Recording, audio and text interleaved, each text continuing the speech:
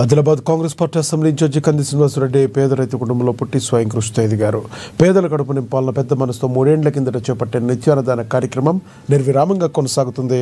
America నుండి ఆదిలాబాద్కు వచ్చిన తర్వాత కేసీఆర్ ఫౌండేషన్ను స్థాపించి దాని ద్వారా అనేక సేవా కార్యక్రమాలు కొనసాగిస్తున్నారు.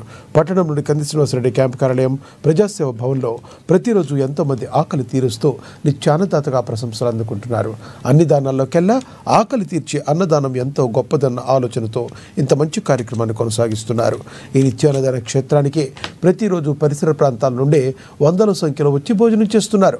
ఒక్క మంచి ఆలోచనతో ఇలాంటి కార్యక్రమం నిర్వహించడం సదా అభినందనీయమని కంది శ్రీనివాసరెడ్డి జిల్లా ప్రజలు తమ నిండు మనసుతో అభినందిస్తున్నారు.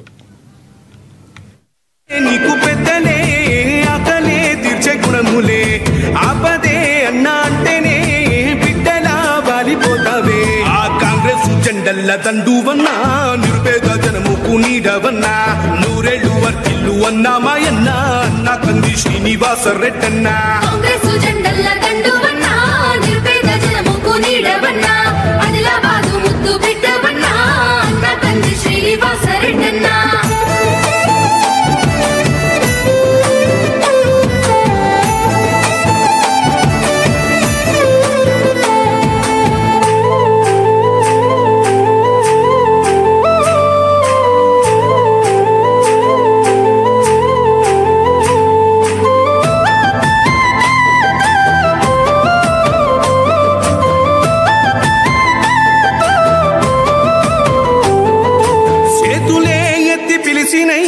చుట్టుపక్కల గ్రామాలు జెండాలే ఎత్తి మోసినై మమ్ముగన్న మా పల్లెలు.